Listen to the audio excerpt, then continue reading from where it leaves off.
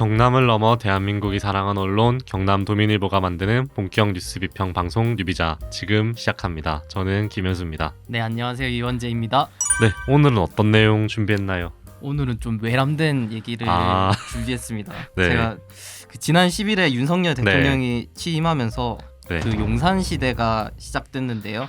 청와대에서 용산으로 집무실 이전하면서 집회 가능 여부에도 좀 이목이 쏟이고 있죠. 관련 내용 한번 살펴보도록 하겠습니다.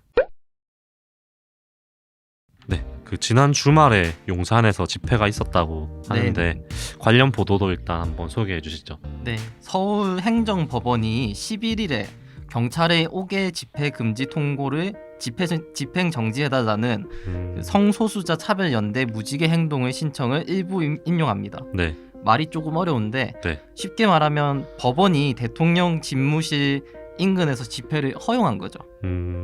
법원이 판단한 이유가 있나요? 네, 일단 법원은 이 집시법에서 5개 집회를 100m 이내에선 금지하도록 나열되어 있는 장소 중 하나인 대통령 관저와 법의 금지 장소가 별도로 안 돼 있는 대통령 집무실은 서로 다르다는 겁니다. 그러니까 관저는 이제 그 고위직 공무원들이 살도록 마련된 집인데 집무실이 관저에 포함된다고 해석하기 어렵다는 말이죠. 그러니까 용산은 집무실이지 관저가 아니기 때문에 그런 집회가 가능하다는 겁니다. 대통령 사는 집 앞에서는 안 되고 그렇죠. 일하는 곳에선 해도 된다. 네, 집은 안 되고 일하는 곳은 되는데 청와대는 집이랑 일하는 곳이 한 장소에 있었다면 용산은 그냥 일하는 곳이다. 그래서 허용된다라는 겁니다. 맞는 말 같은데요. 저도 뭐 맞는 말 같기도 하고 그렇게 한데 일단 그 내용은 이제 제쳐두고 언론 보도 한번 살펴보도록 하겠습니다. 우선 11일 관련 보도인데요. 그 조선일보입니다. 용산 첫날 집회 신고 10여 건, 시위 몸살 예고. 파이낸셜 뉴스에서는 집회 메카 떠오른 용산 주민들 날벼락이라고 썼습니다. 그래서 몸살, 날벼락이라는 표현을 사용하면서 집회를 좀 부정적으로 묘사하고 있죠. 몸살 예고라는 거는 좀 억지스러운데. 저도 예고라는 게 우리 막 아플 예정이야 이런 그런 느낌인 것 같습니다. 집회했는데 좀 큰 문제가 발생해서 뭐 몸살이라는 표현을 쓴 것도 뭐 아니고 뭐 용산 집회 신고도 조선일보가 많은 문제가 생길 거라고 이제 미리 내다보는 거잖아요. 그러니까 꿰뚫어 본 거죠 이제. 미리 한 몇 수 앞을 내다봐서 이제 그렇게 한 건데 어쨌든 이렇게 좀 부정적으로 묘사를 했다는 점이 걸리고요. 그러면서 이제 언론은 경찰 입장을 좀 강조하는데요. 13일 이데일리 보도를 보면요. 이제 대통령 집무실 앞 첫 집회 행진에 시민들 안전사고 날까 겁나 이런 제목입니다. 여기서도 마찬가지로 집회에 대해서 우려를 드러내고 있고요. 부제가 좀 중요한데 경찰 금지에도 용산 집무실 첫 대규모 집회 열려입니다. 경찰 입장만 부제 좀 저렇게 쓰니까 마치 집회를 금지했는데 불법으로 연 것처럼 그렇게 느껴지는데요. 사실 법원이 허용했다는 그런 내용이 이제 빠져 있으니까 독자들은 좀 오해할 소지가 있어 보이네요. 이어지는 부제에서는 주말 집회에 용산 일대 교통마비, 시민 불편 이어져입니다. 그래서 시민 불편을 강조해서 집회에 문제가 있다는 내용을 강조합니다. 그 앞서 저희가 다뤘던 장애인 이동권 시위에서도 언론이 이제 장애인들이 무엇을 말하는지 그 장애인들 목소리는 빠져 있고 시민들이 그냥 불편하다 이런 것만 계속 강조를 했는데 이번 집회도 좀 여지없이 시민 불편을 앞세워서 집회를 이제 비판하는 모양새네요. 그러니까 이 대목에서도 이해가 가지 않는 부분은 시민 불편도 좀 선택적 불편이 아닌가 하는 겁니다. 선택적 불편이 무슨 얘기죠? 그러니까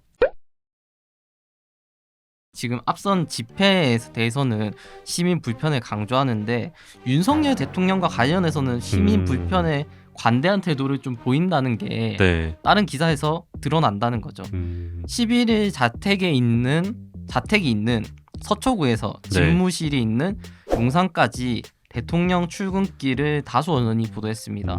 여기서 교통 혼잡이 발생하지 않냐라는 우려가 있었기 때문인데요.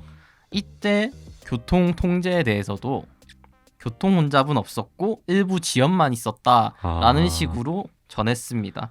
한마디로 문제가 없었다라고 얘기를 했는데 네. 사실 지연은 있었다는 거죠. 네, 지연됐지만 혼잡은 아니다. 네, 그런 얘기죠. 그렇죠. 좀 간대한 태도 네. 그런 게 드러나는데요. 가장 잘 드러난 보도는 12일 국민일보 기사입니다. 네. 제목은 집무실 100m 내 행진 허용, 네. 용산시리 몸살 알나 해서 또 집회를 아주 네. 좀 우려스럽게 보고 있는데 부제에서는 이런 부제가 달립니다.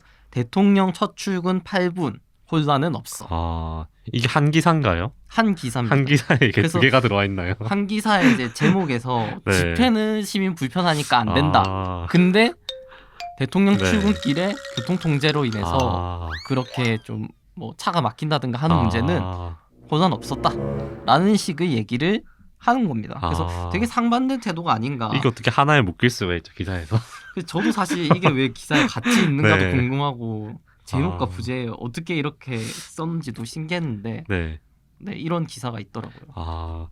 뭐 집회 자유가 헌법에서도 보장하는 국민 기본권인데 그렇습니다. 시민 불편을 앞세워서 뭐 부정적으로 전하고 뭐 권력자에 관련한 일은 좀 관대하게 봐주는 그런 태도가 네. 많이 아쉽네요. 네. 정말 아쉽고요. 네. 또 이게 집무실 용산 이전 명분이 소통이잖아요, 사실. 네. 그래서 시민들이 집회를 통해 전하는 그런 목소리나 이런 걸 대통령이 좀 더 잘 들을 수 있으면 더 긍정적인 거 아닌가 싶은데 네. 굳이 이렇게까지 막아서는 이유가 뭔가 싶기도 하고 좀 아쉽다라는 생각도 듭니다. 그리고 대통령께서 자유민주주의를 항상 강조하시는데 그렇죠. 늘 자유를 강조하시는데 집회의 자유를 지금 어떻게 보면 집회의 자유도 네. 근데 이거는 제가 보기에는 어떻게 보면 좀 좋은 기회가 될 수도 있을 것 같은 게 소통하는 모습을 그렇죠. 좀 잘하면 이 집회하는 사람들과 어떻게 소통을 해서 뭔가 해결해 나가는 모습을 보여주면 국민들이 더 환호할 것 같거든요. 엄청난 리더십이 되겠죠. 저희 준비한 내용은 여기까지인가요? 아닌가요? 여기까지 외람된 내용이었습니다. 네. 저희는 뭐 외람되지만 매주 지적을 하도록 하겠습니다. 다음 주 목요일에 또 뵙겠습니다. 저는 김현수였습니다. 네, 이현재였습니다. 감사합니다. 감사합니다.